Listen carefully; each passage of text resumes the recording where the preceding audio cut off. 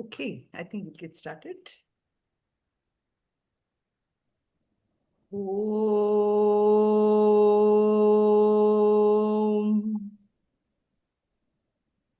Om.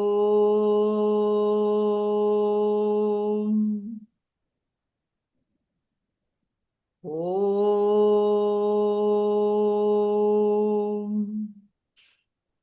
Om Sahana Vavatu Sahanau Bhunaktu Sahaviryam Karavavahai Tejasvinavadhitamastu Mavit Vishavahai. Om Shanti Shanti Shanti. So who'd like to start with the Gita? Can we start, Sunitaji? Yeah, please. Okay. Om Tataya Pradibodhitam Bhagavatam Narayanen Swayam Vyasena Kratitam Puranamuninam Madhye Mahabharatam Advaitam Ridavarshinim Bhagavatim Astadasadhyayinim Ambatvam Anusandadami Bhagavad-gite Bhavatvesini. Thank you.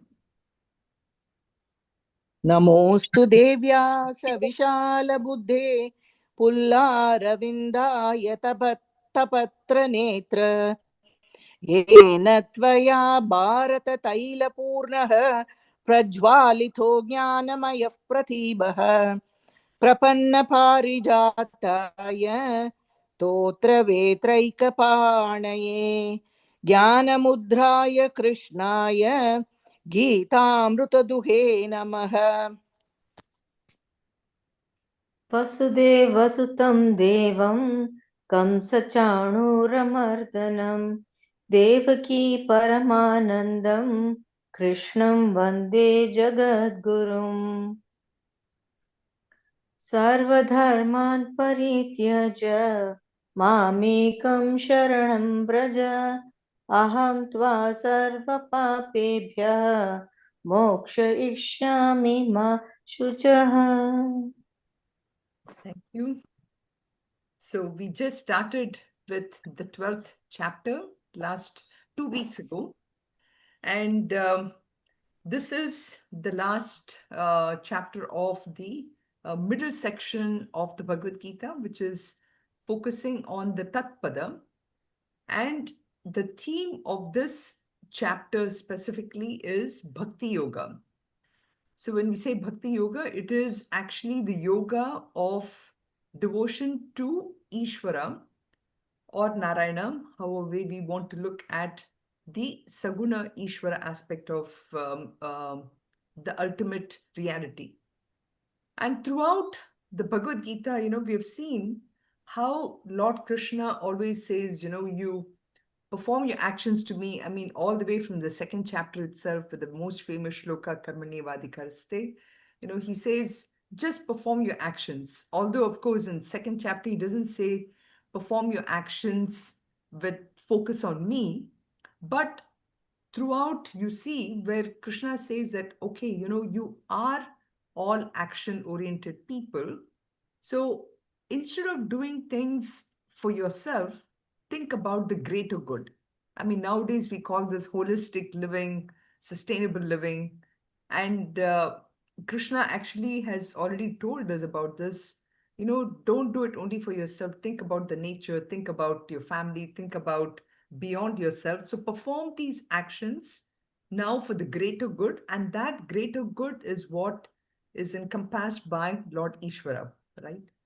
So he says, perform those actions and you do it by focusing your entire passion for doing, which he now uses the word bhakti, perform it with devotion to me and make me as your ultimate goal itself.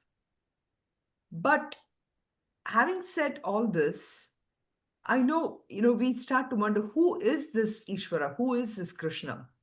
So we really need to know who that Krishna is, who that Ishvara.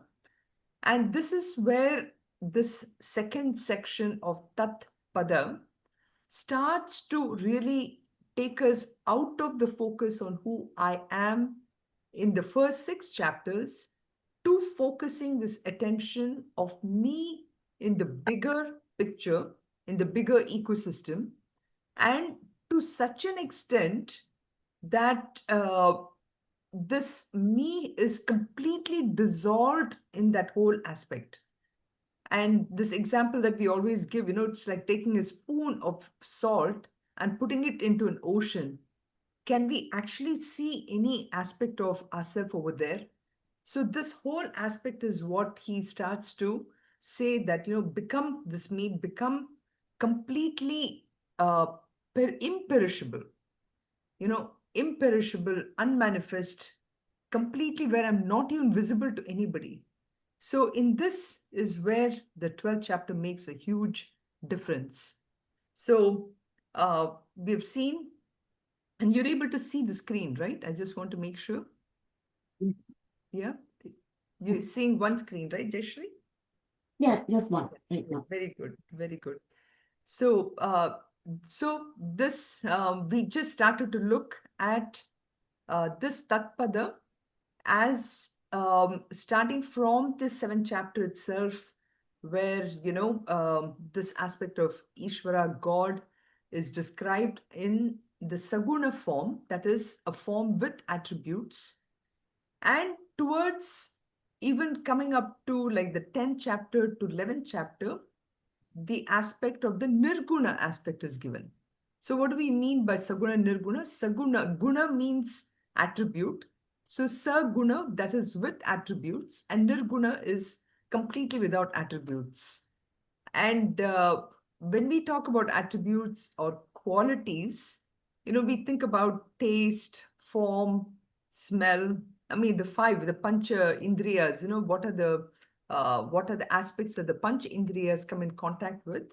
That is the gunas, so saguna aspect, and then nirguna aspect. So Arjuna is now, thinking that, okay, you've given me two options. One is I pray to you in the form of in a form or as a formless. So tell me really which is the better one. So that's how the 12th chapter starts with this aspect. So verse 1 is who is really the better person, and then you see Krishna's reply to it. So we will start to look at some of these aspects today here. Okay. So Shloka 1 is where he starts to ask, who is really the superior devotee? Is he the person who prays to the formed, or is he the one who prays to the formless? And I know for us, probably the more confusion is, do I pray to Krishna? Do I pray to Shiva? Who is the better one of the two? Or Ganesha? And so this for us is really what it's a, kind of a choice for us. But Arjuna's question is even beyond that. And so it's a pretty loaded chapter from that point of view, where he's talking about the form versus the formless part of it. And so as a kind of a reflection, what I wanted to throw open to all of you is, how do we understand what bhakti is about, and how does that bhakti really connect to the jnana marga, which is what, Bhagavad Gita is taking us through, really a reflection, and then finally a complete understanding of who this Ishvara is and how is this Ishvara manifests in this world. How do I understand that even I am part of Ishvara and I am Ishvara? So this entire gamut of the flow of thought is the whole Jnana Marga part of it. So I just wanted to open up a little bit to all of you to understand from your point, how do you understand bhakti versus jnana?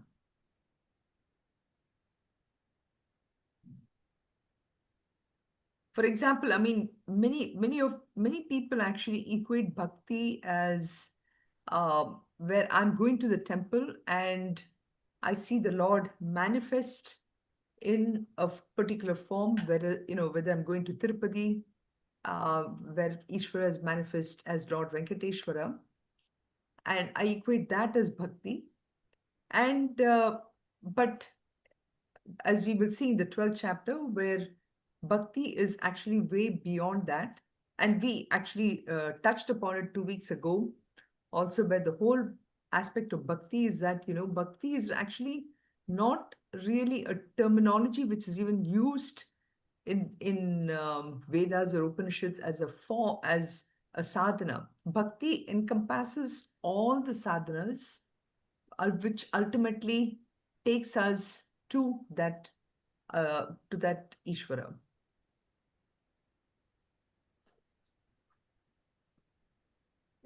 I thought bhakti is more like devotion and love for the Lord or something.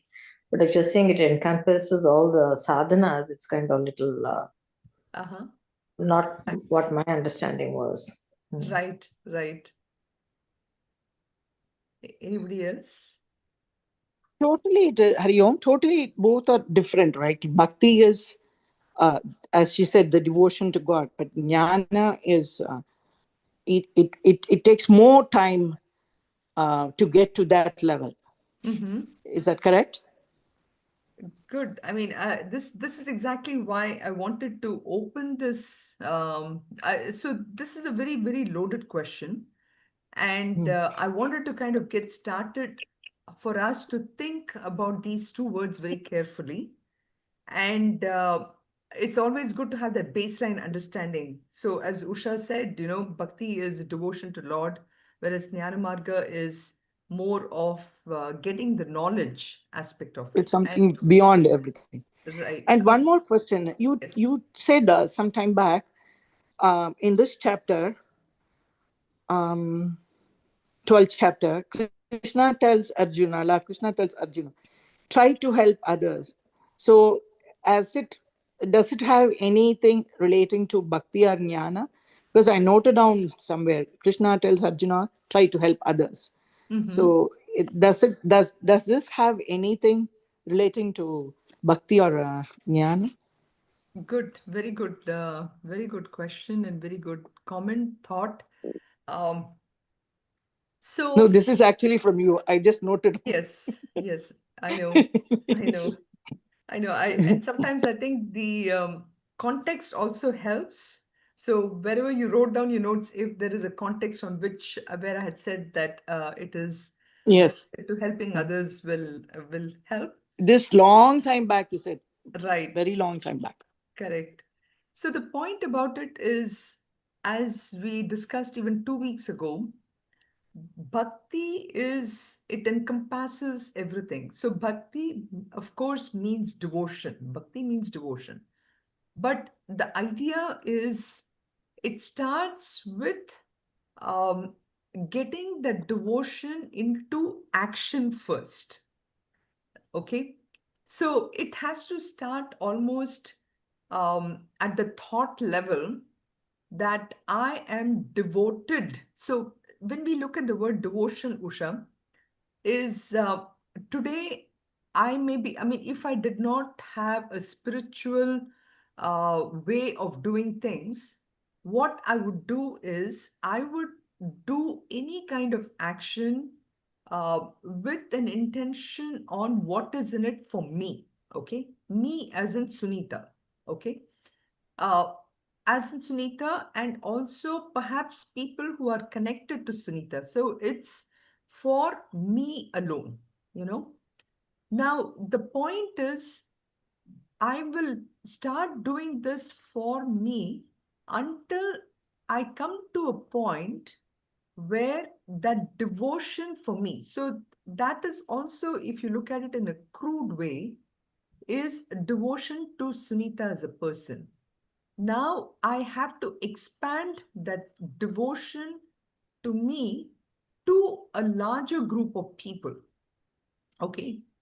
And as I start doing that, in fact, 2 weeks ago when I was explaining about this aspect of action or karma and devotion, where that action goes from sakama. Sakama means with desire for myself to nishkama. Nishkama is where I'm doing things without any desire for myself. I'm just doing it. That's it. I'm not doing it with an intention of getting something out of it. Okay. So that part of it, so it starts with action, karma, and then it slowly and slowly penetrates deeper into a thought that I am not just Sunita, I'm beyond this. So it is that devotion which drives that action until the devotion for the Lord. I try to understand who is that Lord. That Lord is not just Lord Venkateshwar in Tirumala Hills. That Lord is there in and through everyone. So bhakti is that aspect of it which goes from me as a person to the larger good, to understanding that larger good is that Lord, and ultimately that Lord himself, herself is the entire universe, the world, and everything. Does that make sense? So that is the devotion aspect. So bhakti is devotion to be understood in that area, that aspect.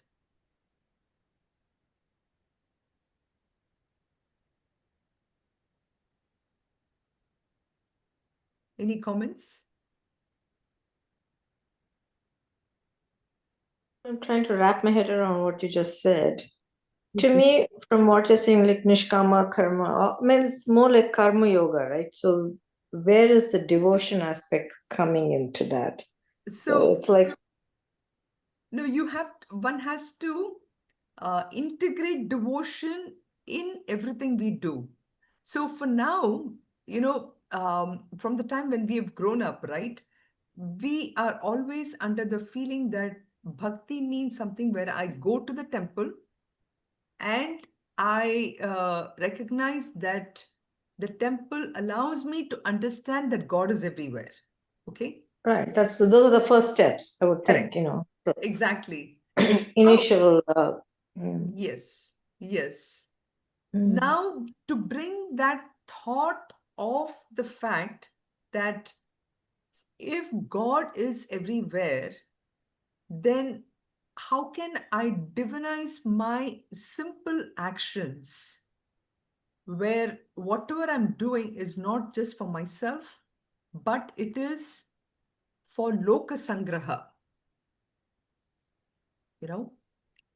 That's that devotion, that aspect of it needs to come in. So this word bhakti versus jnana is important in that regard.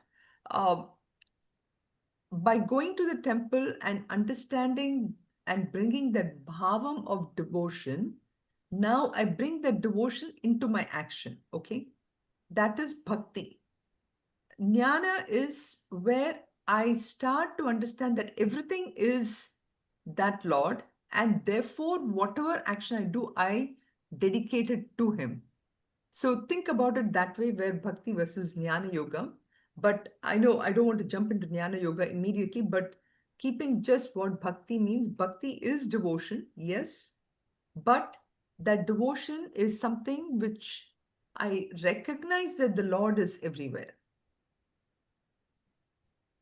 It's not just temple going, because a lot of people don't go to temples anyways. So. Correct, exactly. And that is again why we have to bring in a bigger dimension of really what that temple really means.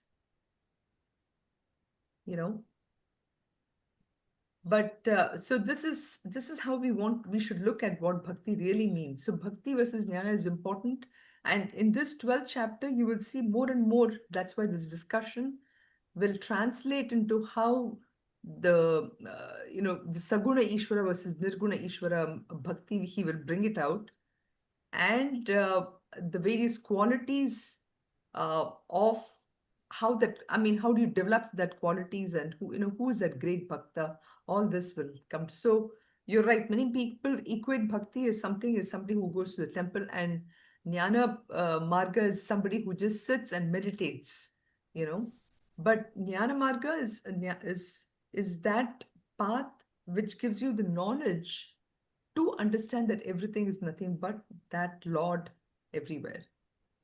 Ishvara. Yeah. Yeah.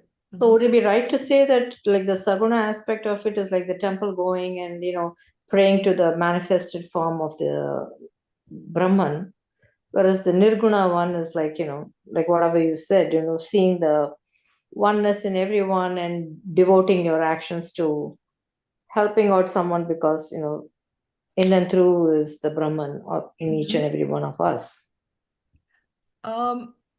So Saguna aspect is actually the most important for us, whether we are sitting in meditation or whether we are going to the temple. Saguna means essentially looking at that Brahman with attributes, Right. So simple thing, for example, in a very, very crude manner, like for example, um, if I really want something, I want to drink juice, okay? Just drinking water is not going to satisfy me. I need that water with all to make it tasty and to have the right color and to have the sugar, and only then I will be able to drink that water. Okay, so that is saguna, whereas nirguna is I'm able to drink the water and I'm satisfied completely. Okay, now, for all of us who are so used to having a certain form, a certain, a certain smell, a certain, all the five senses to be this one, our mind will always need that saguna bhakti. So this is necessary even whether we going to the temple or even when I'm sitting for meditation. So even when I'm sitting for meditation in the beginning, I need a form to meditate on, right? So Saguna Bhakti is devotion to that Lord with a form. Ultimately, once so Saguna Bhakti will finally lead you to the Nirguna Bhakti, which is the formless. Right. Yeah.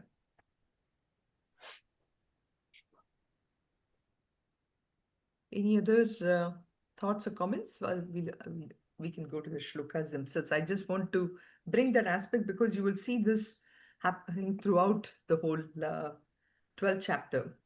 So this is why in the first shloka itself, Arjuna starts off with saying that evam satati yuktaye bhaktastvam par upasate ye chapyaksharam avyaktam tesham ke yoga vittamaha. So um, the question is very clear. He's saying among all these bhaktas that you're talking about, tell me who is the superior one. So he's again talking from his side point, right? So he wants to know, okay, am I there yet?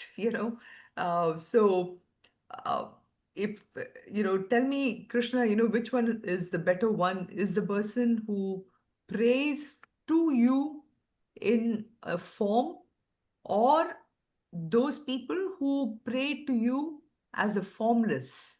Okay, among these two type of bhaktas, really who is really the most the superior one?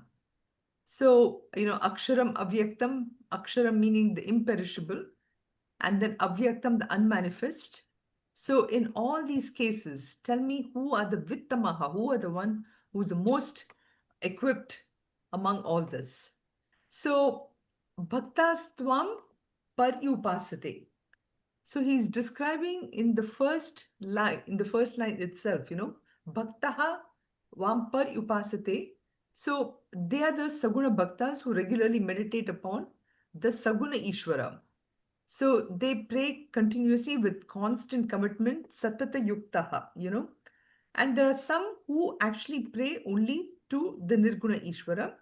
But both of them are, tell me who are the most very this one. So ye cha api, he says from among these two, there are some people who are avyaktam aksharam paryupasate, and then there are some. Once again, I think, yeah, there it is. Avyaktam aksharam upasate, and some of them who are nirguna over this one. So avyaktam aksharam, they are the people who are actually praying to that Brahman, who without any attributes at all. So they are unobjectifiable, uh, so people are like people who go to the Himalayas and who want to just focus upon that nirguna aspect of bhakta, those kind of bhakta. This one, so tesham ke yoga vittamaha. So very clearly he's asking these two questions. So now Krishna has to answer this, and so he does this in the following two verses. So for this one, it is so this is Saguna versus the Nirguna Upasana. Upasana means, of course, Upa means going close, and Upasana means actually focusing upon an object of contemplation. So in 2 weeks ago, when we talked about also, where we said bhakti as a yoga, it encompasses this karma part of it, which karma itself is in two aspects you can think. One is the sakama bhakti, which is doing any karmas with devotion. Nishkama is without any, with aspect of nothing, what is in it for me, but I'm still doing it. And you still have this aspect of the I notion that I am doing it, right? But then you graduate to the second level of upasana, where I now try to contemplate upon who is that I, who's meditating. So in upasana, so the object of contemplation is actually not that ultimate Brahman in the beginning, but it is a symbol of that reality. So it is a very, very powerful actually exercise. And, we have so many different beautiful mantras for Upasana. And in this one, Upasana basically means actually, like I said, Upa means going near or actually comprehending and abiding in a single thought. So our mind, which is so used to going all over in this world, the idea is that in Saguna Bhakti, in Saguna worship, the thought is on the form or attribute of the Lord. And so, with our mind, which is so focused on so many different things, to be able to come to one thought is getting into that Saguna form, Saguna Bhakti. And then from here, after the mind has been focused, so in Saguna Bhakti, in the Saguna Upasana, the mind is being trained to focus inward on that one form which is there in my mind. And this is where going to the temple really helps, because when I go to the temple and I see the form of the Lord in a particular form, I'm bringing that form into my own mind, and I'm worshipping that Lord in my mind, and that is the Upasana part of it. Now, from there on, moving to something which is completely without any attributes. That can happen only when the mind has been first trained to focus on one thought. Correct? So, because in Nirguna, there is no form itself. So, I have to first practice this idea of focusing, and that requires in Nirguna worship this sadhana of Shravanam, Mananam, and Nididhyasanam. Shravanam, where I'm constantly again training my mind to listen to who that Lord is. So Shravanam, Mananam, and Nididhyasanam are really allows me to go through the listening aspect, then reflection on what I have listened and what I have actually uh, m- taken that knowledge to a wisdom within myself.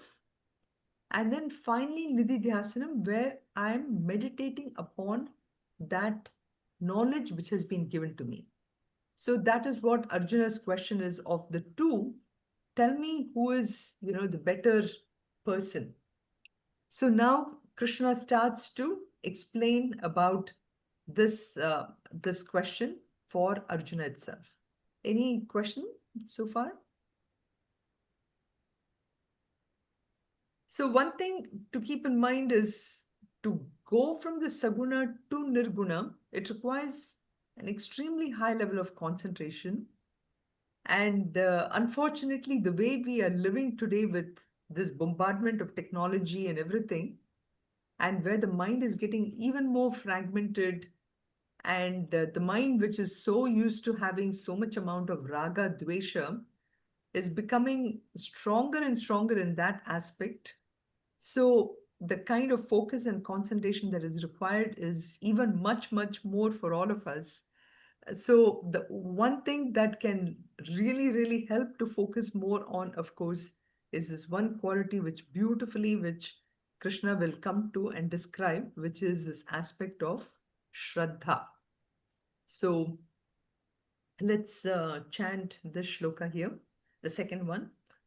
Shri Bhagavan Uvacha Maya Veshya Mano Ye Mam Maya Veshya Mano Ye Mam Nitya Yukta Upasate Nitya Yukta Upasate Shraddhaya Parayopetaha Shraddhaya Parayopetaha Te me Yuktatama Mataha Te me Yuktatama Mataha. So Krishna, Lord Krishna, he starts to now brings about, he gives you some tips on how to bring about that aspect of conversion of a Saguna Bhakta to Nirguna Bhakta. Okay, he's giving that. But then he's also saying something here which is very interesting here, which here he's saying, so Maya Aveshya. So those bhaktas who are fixing their mind on me and me alone. Okay. And those who worship me, Manaha ye mam nitya yukta upasate, who are steadfast, Shraddhaya. This is why we will spend a little time, or hopefully probably next week also on this, or it may come through again and again. Shraddhaya parayopetaha te me yuktatama mataha. So Krishna is kind of very clear. He always, as we have seen, the strategy that he uses with regard to his communication style is he always starts from the topmost, not from the bottommost, taking somebody, but he gives you what the highest form that we all are capable of achieving. So here too, he's trying to say that ultimately the people who can focus on me with complete this one, they, in my opinion, are the best. Okay, worship me. He, of course, doesn't necessarily give you um, the aspect of who is the best, but we'll come to it. So he's basically focusing on three things he says here. One, what are the preconditions? He's saying that my manaha, the mind must be totally fixed on me in this form of the form of the Lord. So manaha. Nitya Yukta, constantly, not even for a second to forget it. Nitya Yukta, the devotee should be ever steadfast in remembering the Lord. And ultimately, of course, one should have complete faith in reaching Him. So that is the three things he's first laying down as a condition. But I guess the bigger thing, what the question that Arjuna was asking, is Saguna Bhakti superior or the Nirguna Bhakti superior? So generally for us, maybe we'll think, what should I say?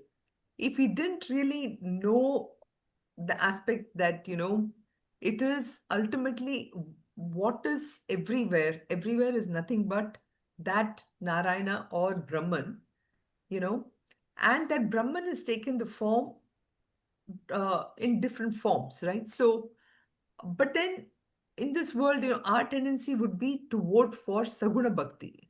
Because in Saguna Bhakti, there is a lot of variety. We like variety because our minds are tuned towards beauty, our mind is turned towards going everywhere, like Adaram Maduram, Vadanam Maduram, Nayanam Maduram. So all these are what we like, this one. I mean, why would we want, if we have given a choice of, say, water and juice, we would love to go for the juice, right? So that's how our mind is. So we would look at more as the Saguna Bhakti, but then we do see that in what Krishna is doing is he gives the reply, which is actually non-committal, right? He's not saying necessarily whether it is Saguna Bhakti is good or the Nirguna Bhakti is good.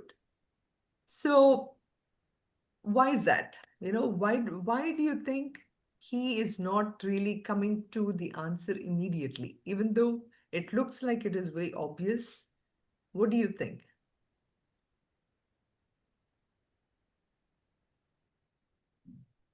Each one is different, right? Each one's evolution is different. Uh-huh. So maybe everybody cannot relate to the same thing at the same, like others, maybe. Correct. Hari Om. Yes, Amma.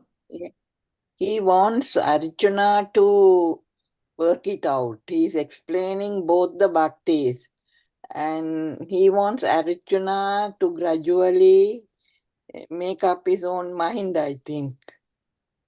Mm-hmm.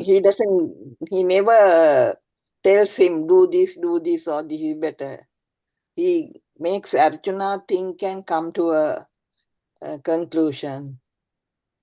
Very good. Yeah, you're right. So there are both these aspects. Uh, he doesn't really, I mean, this is again, the beauty of our scriptures, our religion, Hinduism, I feel, Uh, the teacher will show the two paths, but ultimately, as Jayashri also said, it all depends upon the individual, you know. Uh, and this beautiful example that I read about this thing is, suppose you're traveling, um, suppose, you have uh, two different modes of travel. Let's say, you are in rural India. And I still remember when I would go to my grandparents' place, there was always this bullock cart. The only mode of travel at those days I still remember is there used to be a bullock cart, and maybe there would be one auto rickshaw. Cars were so rare at that time. If somebody owned a car, boy, that person was considered to be so rich and all that. So we would go by the bullock cart, and so the only mode of travel was available was a bullock cart for us, and maybe an auto. So two different modes of travel to go to where you want to go. Some people may prefer the slow path, some people may prefer the faster way of doing things. To Jayashri's point here, which is if somebody it depends upon the level of evolution. Somebody maybe, already would have accrued enough punya, so they may be at a different level to pursue, to go at a different, from a take off from a different level, so to speak. Whereas another person, needs to do a little more work before they can get to that part of it. So there is no one size that fits all, right? So, in that regard, both paths are needed, and it depends again, of course, on the individual, on how they're taking it, right? So both Saguna Bhakti and Nirguna Bhakti is needed. But Krishna in this one, he actually gives a non-committal reply where he's trying to say that, Saguna Bhaktis are, I mean, are superior, but Nirguna Bhaktis have, they attain me. In the sense, some people are still walking on the steps to go to that high level, you know, whereas another person is already there at the door, just knowing that he's already going to, he just has to be merged with that Lord. So Krishna doesn't say that, anybody, both the one is superior than the other. He just gives this kind of an intelligent reply saying that, Saguna Bhaktas are superior, no question about it. Okay. But Nirguna Bhaktis have already attained me. So uh, again, trying to show that, both are equally good, but one, Saguna Bhakti is also really great because Saguna Bhakti is needed in the beginning. So once a person has sufficiently, practiced enough this focus on the form, then actually that person is ready to sort of give up the form and then merge. You know, we've given this example of the pole vault, right? So you need the pole to hold on to in order for you to give that momentum to run fast. But once you have run enough, you have to give up that pole in order to jump over that bar, correct? So that's the way one can look at Saguna Bhakti and Nirguna Bhakti. Both are needed, but for all of us who live in this world and for whom, where our minds need that guna to focus upon, we are that Saguna Bhaktas. Okay. So, in a sense, there is really no comparison at all, whether it is Saguna Bhakti or Nirguna Bhakti, Nirguna Bhaktis, they have already done whatever is needed. So, they already attain me. So, Mai Avesha Manam Yemam Upasate. So, he says in this second verse, for people who have practiced meditation upon enough, that people, you know, and who are those people? They are obviously those Saguna Bhaktis, right? So Saguna Bhaktis have been practicing this one. They uh, they will definitely attain me one form or the other. So he's really not trying to say that one is superior or not. He's just trying to say that Saguna Bhaktis are the people who are always practicing, and once they've practiced enough, they will obviously reach the highest form. There's no question about it because they've already experienced enough the world, they've given up the world, and through this kind of an upasana, they will definitely reach that area. Any thoughts, any questions? Go back to that slide where you showed the general rules of worship, please. Just didn't write Yeah. the last. Yeah, once. Record this maybe. Yes, thank you so much. So this is literally, for a Saguna Bhakta, that person which like we talked before, all the sadhanas of doing the karma with keeping the idea that whatever I'm doing, even when I'm doing something for my own son or my daughter, I look at that individual as being part of the entire world. So I'm slowly trying to bring down my own attachment to the person whom I'm serving, So that is in the karma level. Then I kind of graduate to the upasana level, where I start to look at that Lord in the form of this Ekarupa Ishvara, we call that, or Vishwarupa, which in 11th chapter we had all that attributes. So the mind must be able to totally focus on that form of the Lord in the mind, And then Nitya Yukta, the devotee is not even for a second, like, when things are not going well, we always think about, why me? So that aspect of me itself should never be there, and think that even that kashtam, what I'm going through, is something where the Lord is trying to make me remember Him, So Nitya Yukta, the devotee should be steadfast in remembering that Lord. And all this can happen only when I have that Shraddha, that full faith. Hari Om.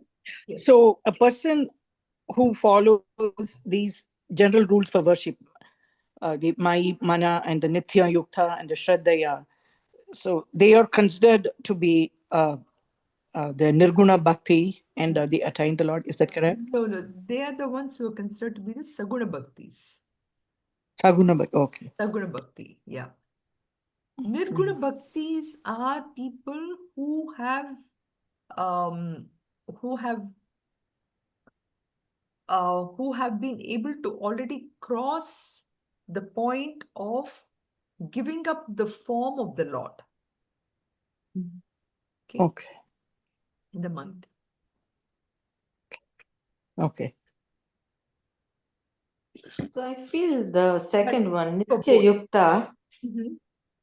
is like, that's a tall order, I feel. How can you always be remembering the Lord? Because when we are doing so many things, of course, you set aside a little time in the morning and in the evening, whatever, or for your meditation at that time you do. But throughout the day or whatever, it's like an impossible, at least for me, I should say. Yeah. No, for everyone, Usha. I mean, for all of us, I think that is why the Saguna Bhakti, he is putting them on a higher pedestal, mainly because even though we may say the Nirguna Bhaktas are already there waiting at the gate to just merge, but Saguna Bhaktas are powerful because of exactly the difficulty what you just mentioned. How is it possible for us to uh, in and through the whole day to remember the Lord always? This can happen only um, through that constant studying part of it. So A when lot of meditation too, right? no, more than meditation, it's the understanding. Okay. So meditation, comes only when the understanding is firm. So, for example, I was seeing one of the shorts, on YouTube, which is so powerful. In one shot, he was trying to show about how, so instead of spending a lot more time on meditation, one should spend more time in understanding who I am, What I mean by that is, if I were to just sit in meditation, close my eyes, for the first maybe 10 seconds or 20 seconds, I may focus upon that Narayana or Krishna or Shiva, The next, after that, what happens? If I study my mind, uh, it goes into all these aspects of this one did that to me, or oh, I have to do so much. It immediately breaks into all those other thoughts. Why is that happening? The reason that is happening is because I have forgotten my identity. Who am I? If I think I'm the Sunita, if I think I'm this person with a certain role that I'm playing, automatically my thoughts during meditation will be focused only connected to those roles of who I'm playing. So, to break that barrier of my identity, I need to be more focused on understanding who I am. That understanding comes only through studying. Through studying, through constantly focusing my mind to uh, to learning more about who I am. And that is the aspect of Shravanam. Shravanam need not necessarily be just listening, but it can be reading it. And this is why I think, in the olden days when we had only books, our mind was more focused on the words and everything. But now, because of YouTube and others, all the five senses are now getting distracted. Earlier, everything else was, kind of calm, and my mind, my eyes was reading the books and understanding it. Now, because of the hearing, there's a lot more distraction I feel through listening and through YouTube and everything. So passive, instead of passive listening, focusing on studying, understanding, and then truly understanding who I am will help us a lot more in meditation. And once I do that, this Nitya Yukta, what Usha was trying to say, how do I be steadfast in remembering the Lord in and through every action? It happens kind of automatically. I don't have to I don't have to put special effort in remembering the Lord. Swami Maharishi has, Raman Maharishi has written a book, Who Am I? Uh-huh. I believe it is very good. Ramana Maharishi, Who am I? Nanyar. Nanyar. So Nanyar is that 40 verses, right? No, maybe that is something. It's a Nanyar. totally book. Correct. That is been translated, that is being written as Upadeshasaram now. Upadeshasaram is nothing but Nanyar, Yeah. And Yeah, that's okay. a very beautiful book. Upadeshasaram actually goes into the first shlokas are connected to this Upasana Bhakti, where Upasana worship, where he starts with starting to say about, Japa Yoga and how the Japa Yoga has to be done, by first chanting loudly and then bringing it softly. And, all that, uh, that Upasana part of it, of course, with a clear understanding of who I am. Once we do a lot of those, so that's why Saguna Bhaktas are the people who are really working hard towards ultimately getting to the state of becoming a Nirguna Bhakta. So Saguna Bhakti is superior in that regard because they are doing something to improve, from where they are. Because without Saguna Bhakti, you can't even think about Nirguna Bhakti. You So cannot that is think why he about calls it Nirguna Bhakti. superior. Correct. Exactly. Okay. Exactly. Yeah. So in a way, this Thank is you so a much. big question, but it's a loaded question. So it's not this or that. Both of them are equally needed. So even though Arjuna's question looks like a comparison question, but the way Krishna explains it, I think it is also from a communication angle. The way he's explained it is beautiful. Yeah.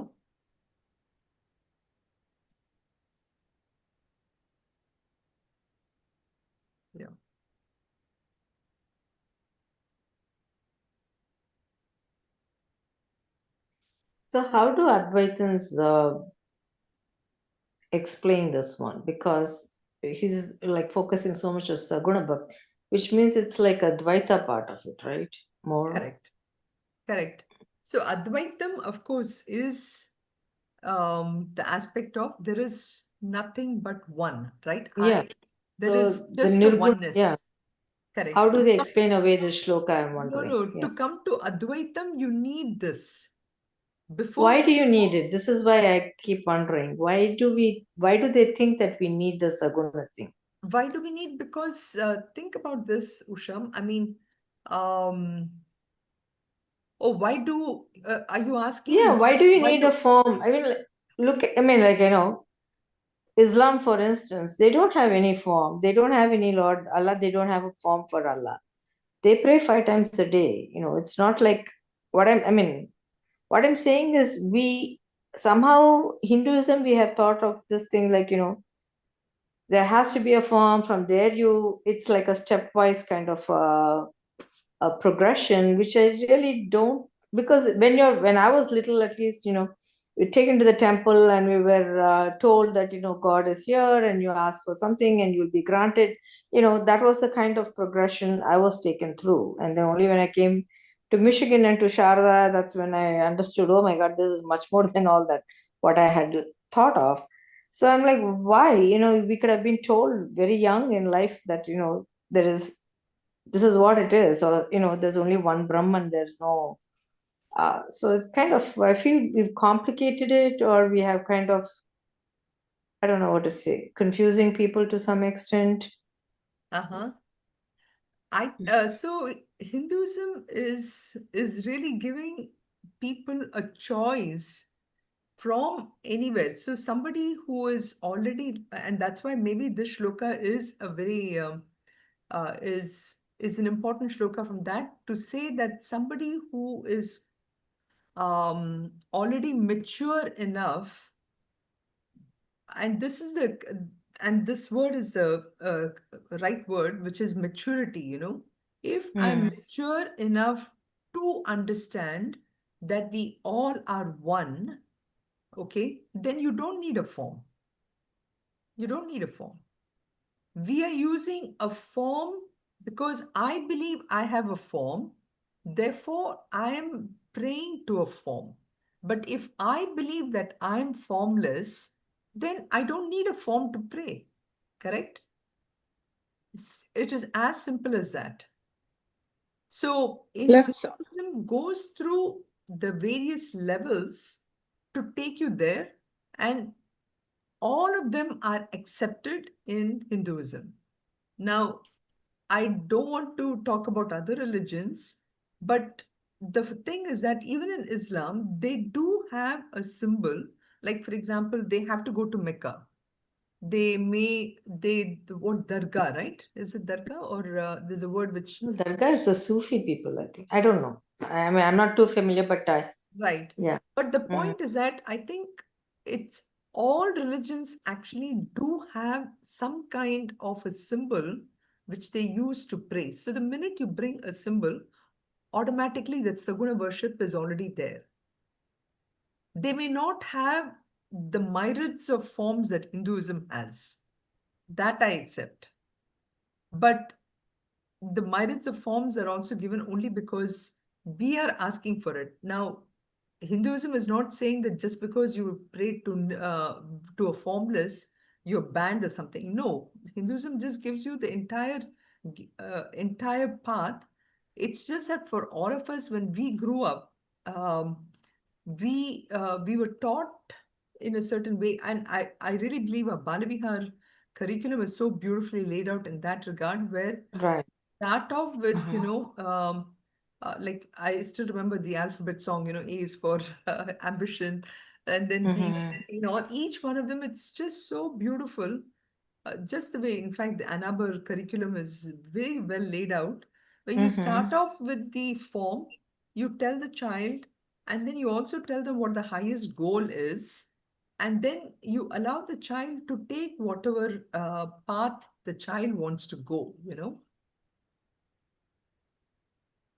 But this is definitely a great discussion point, which we should have to understand why we need a form and why we don't need a formless, and where we are. But there is just no question that for all of us at this point, we do need a form to focus our attention on. And again, our not caste system, sorry, our ashramas are so well laid out that as we go through the ashramas, we need to simplify life. We need to bring our things to fewer and fewer things. And so too, even in our minds, if I can focus on one form of the Lord, you know. once I focus on one form, then it is easy for me to accept all the other forms. Whereas sometimes we have all the different forms to start with, then it can become a little confusing. But even that sometimes is needed for us to bring about the qualities of each of the forms.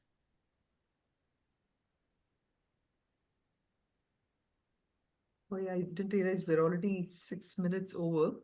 But let's continue this discussion, and you will see there is ample opportunities in 12th chapter for us to bring about these points. Okay. Okay. So we'll conclude with this one, and we'll take up the next shlokas. Again, made a mistake in the date. We'll meet next week. Sarve bhavantu sukhinah, sarve santu niramayah, sarve bhadrani pashyantu, ma kaschid dukkha bhag bhavet. Om Shanti Shanti Shantihi. Om Purnamadav Purnamidam Purnat Purnamudachyate Purnasya Purnamadaya Purnameva Vashishyate. Om Shanti Shanti Shantihi. Harihi Om Shri Gurubhyo Namaha. Harihi Om.